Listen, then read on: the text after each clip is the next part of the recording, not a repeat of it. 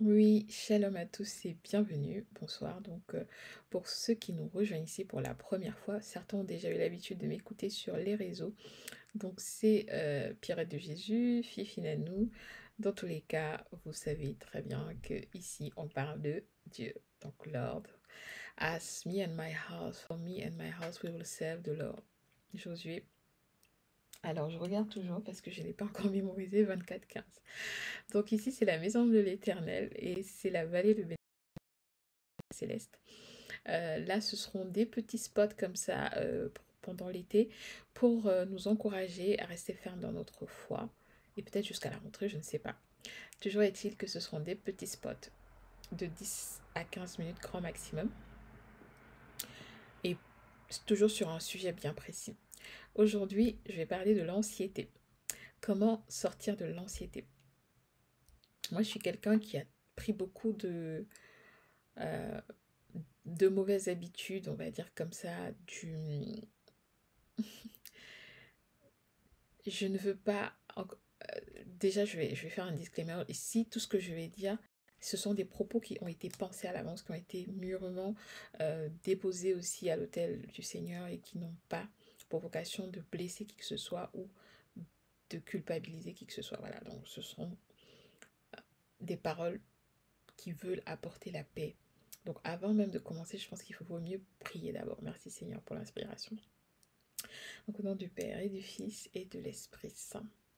Seigneur, nous voulons te remettre ce temps consacré à la parole, mais surtout un lieu où j'ai à cœur de parler à mes frères et mes sœurs qui sont chez eux, qui vont recevoir, je pense, cette vidéo comme un lieu aussi pour eux pour découvrir peut-être la parole.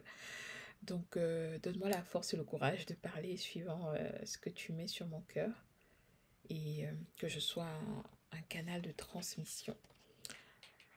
Notre-Dame du Refuge, priez pour nous. Notre-Dame du Bon Secours, priez pour nous. Nos saints anges gardiens, veillez sur nous et protégez-nous. Au nom du Père et du Fils et du Saint-Esprit. Amen. Donc voilà, je reprends donc mon petit témoignage. Je disais que j'ai grandi en gardant une forme de mentalité liée à la peur et au manque en fait. Je vais encore repréciser les choses.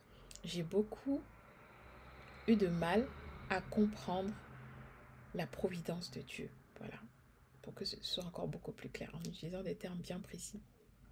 Et donc dans ma vie, il y a eu des moments comme cela où l'Esprit de Dieu m'a poussé à refaire un acte d'abandon concret à Dieu, à l'Éternel, à Jésus, en disant, Seigneur, je te dépose toute ma vie, je dépose à tes pieds tout ce que je suis, parce que je sais que sans toi, je ne peux rien. Je sais que avec toi, j'ai ma vie est là. Sans toi, ma vie est là. Je ne sais pas si vous êtes un cinéphile, c'est l'été, donc ça va être très light, mais toujours très spirituel et ancré dans la parole. Ce que je veux dire, c'est que on peut prendre le temps de rigoler. C'est pas parce qu'on parle de Dieu qu'on n'a pas de sens de l'humour. Donc pour les cinéphiles qui sont sur cette chaîne-là, où je vous parle, vous voyez peut-être le film où je sais pas si c'est Jet Li qui dit à Lia, ou en tout cas c'est un homme qui dit à une femme. Bon, ça a un caractère peut-être sexiste, mais peu importe. Ici la question c'est de dire voilà, il présente la situation avec moi, c'est là. Sans moi, c'est là. Je ne sais plus lequel des films. Dites-moi en commentaire si vous avez retrouvé la référence. C'est peut-être Will Smith, je ne sais plus. Mais c'est un homme qui le dit à une femme dans un film. En général, c'est le sauveur, le baraqué, voilà, celui qui peut protéger la nana qui est en mode, voilà, peureuse, plus ou moins. Mais oublions ce schéma-là. Admettons, nous sommes tous des enfants de Dieu, nous avons tous des moments où nous sommes attaqués. Et là, je vois le petit mouton de ma crèche. Donc, nous sommes des petits bergers, voilà, des moutons, des petits bergers, pardon, des moutons. Et nous avons besoin d'un berger. Quoi de mieux pour illustrer l'histoire que je voulais vous partager. Et donc, ce petit mouton-là que vous voyez, bah, Il est tout petit, il est tout mignon. Mais il suffit qu'il y ait un mouvement de foule, on va dire, de brebis, de moutons, qu'il s'égare. Et Jésus nous dit qu'il est le bon berger. Je viens juste d'écouter un chant de Gwenaël, si vous ne l'avez pas encore écouté. C'est une musicienne chrétienne et elle a, j'imagine, écrit et produit ce chant sur le psaume 22, 23, le Seigneur est mon berger, je ne manque de rien. C'est un psaume qui est hyper célèbre. Sauf que pour revenir à mon histoire, le berger, lui, il sait que ses brebis sont peureuses. Il sait que ses brebis sont perdues sans lui. Encore une fois, moi je sais que sans Dieu, je ne peux rien faire. Et lui-même il dit, hors de moi, vous ne pouvez rien faire. Je suis le cep, vous êtes les sarments. Voilà. Je n'ai pas la référence, mais vous irez fouiller. Toujours est-il, vous mettez-la en commentaire si vous voulez bien. Toujours est-il que moi, en tant que petit mouton là, tout mignon avec mes deux petits yeux là, je ne suis pas blanche, mais voilà, je suis quand même toute mignonne quand je pense que naïvement que la vie est facile ou quand j'étais plus jeune, je pensais que je travaillerais forcément avec mes diplômes. Donc ça, c'est des évidences qui n'ont jamais eu lieu, ou plus ou moins jamais eu lieu. Juste pour dire que dans la vie, on n'a pas toujours ce qu'on sent, ce qu'on sent qu'on devrait mériter ou ce qu'on est censé mériter. Et donc, ou alors, il y a souvent des injustices. Désolée, je regarde un moustique là. Mais il y a souvent des injustices comme là, un moustique. Bon, Seigneur Dieu, pardon, je suis censée... Ah, il y a une araignée qui l'a arrêté. Mais je suis censée mourir au ciel inattendu. Bon, bref, je digresse. Voilà, donc, l'inattendu de Dieu, voilà, je ne digresse pas. Je pense que l'Esprit Saint voulait que j'en parle aussi. Désolée, je suis pas éparpillée, mais je me laisse transporter par l'Esprit Saint. Et un de nos prêtres nous disait dimanche dernier qu'il faut être ouverte à l'inattendu de Dieu et aux imprévus. C'était avec l'évangile de Marie et de sa sœur Marthe. Juste pour dire que moi, j'étais un peu la Marthe de l'histoire, à m'affairer, à penser que oui, toutes les choses que je fais produisent forcément un résultat et que par souci d'efficacité, forcément, si je fais bien les choses, forcément, le mérite derrière m'est dû. Dans tous les cas, j'ai grandi comme cela.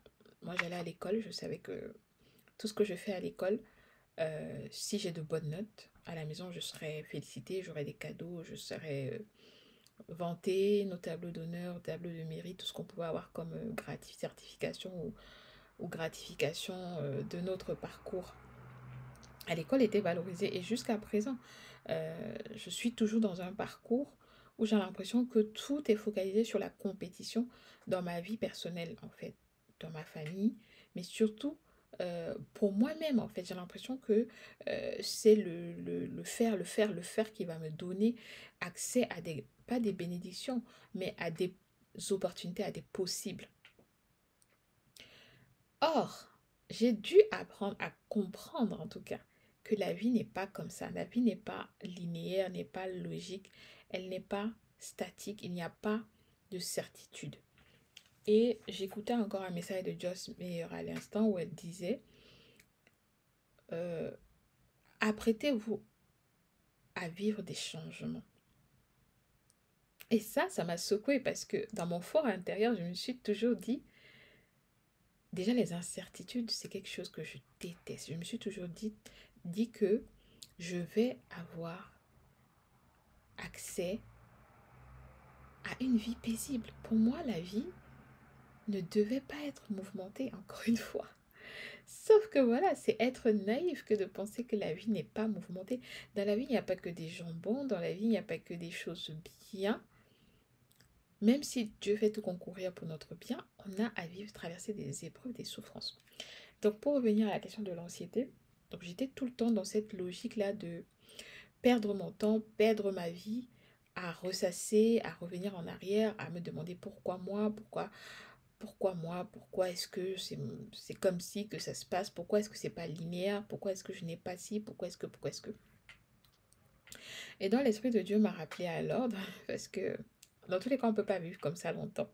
Il y a déjà quelques années, il y a 17 ans, il me faisait comprendre que ça ne sert à rien de s'inquiéter. Pardon.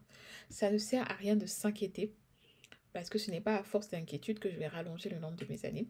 Et tout récemment, le Seigneur m'a encore donné une parole, cette fois dans Luc. Alors, si je la retrouve juste à temps, tant mieux. Luc, je pense que c'est Luc 12. Alors, si je la retrouve dans ma Bible. En tout cas, elle dit, vous valez mieux que des moineaux. C'est la suite du verset. Donc, on trouve dans Matthieu 6 et dans Luc, je pense Luc 12.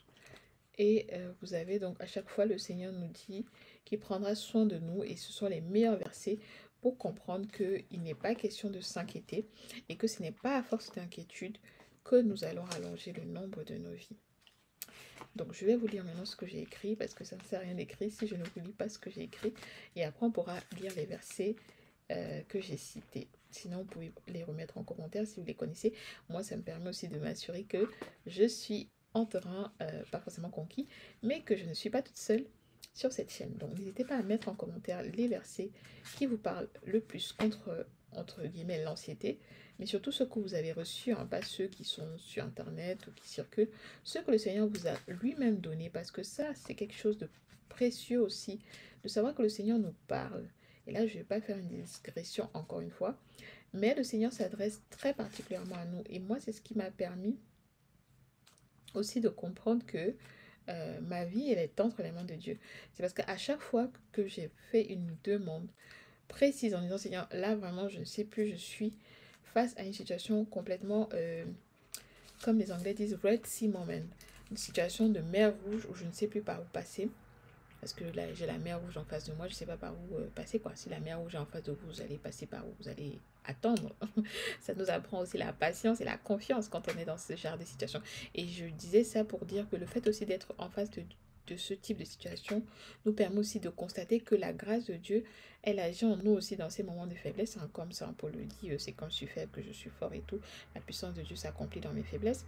Mais c'est aussi de dire que nous avons affaire à un nombre de contraintes et de Goliath dans nos vies. C'est pas juste pour le plaisir d'en parler, mais il y a des situations où notre foi doit être en marche. Et nous devons nous atteler à marcher par la foi. Comme 2 Corinthiens 5, verset 7 le dit. Je marcherai par la foi même si je ne peux pas voir. Et ça, je suis en train de dire quelque chose que je lis qui est sur mon mur. C'est parce que là, je me suis entourée de paroles fortes pour être sûre que tout ce que Dieu a dit dans ma vie va s'accomplir. Parce que il a dit, écrit la parole, la promesse, même si elle tarde, elle s'accomplira. Alors ça, c'est, je pense, dans Habakkuk, je n'ai pas la référence exacte, mais je pourrais la mettre en barre d'inscription. Alors, il me reste 2 minutes. J'arrête de discréter. L'anxiété. Donc, je vous dis ce que j'ai écrit. C'était le message du jour. Demander à Dieu la grâce pour un jour à la fois fait sortir de l'anxiété. J'ai passé donc les 3 derniers jours à essayer de charger ma vie en grâce pour le restant de l'été, car je dois remettre ma thèse finie à la rentrée. Le stress. Et donc, chaque matin, je me lève un peu plus fatiguée et chaque journée s'achève avant que je ne puisse écrire grand-chose. Rebelote. Aujourd'hui, j'ai constaté mon erreur. En priant les laudes, il m'a semblé évident. La prière des laudes, c'est la prière des heures, dans la prière des heures, c'est la prière du matin. En priant les laudes, il m'a semblé évident que cette prière des heures est là pour chaque moment de la journée et les laudes sont pour chaque matin car précisément nous avons besoin comme d'un médicament pour chaque fois où notre esprit est affaibli. Je comprends bien mieux pourquoi cette prière est à l'ossature de la vie religieuse avec la louange matinale pour certaines communautés. Mais le plus important, en plus de prendre la résolution et le temps de le faire, c'est de soumettre sa volonté à l'idée que à chaque jour suffit sa peine. Tu ne peux pas amasser aujourd'hui de la manne pour demain, car cela aura pourri dans la nuit. Dixit le passage dans l'Exode. Dans le Notre Père aussi, quand nous disons « Donne-nous notre pain quotidien », nous ne nous attendons pas à ce que ce pain serve aussi pour le lendemain. Changeons de mentalité.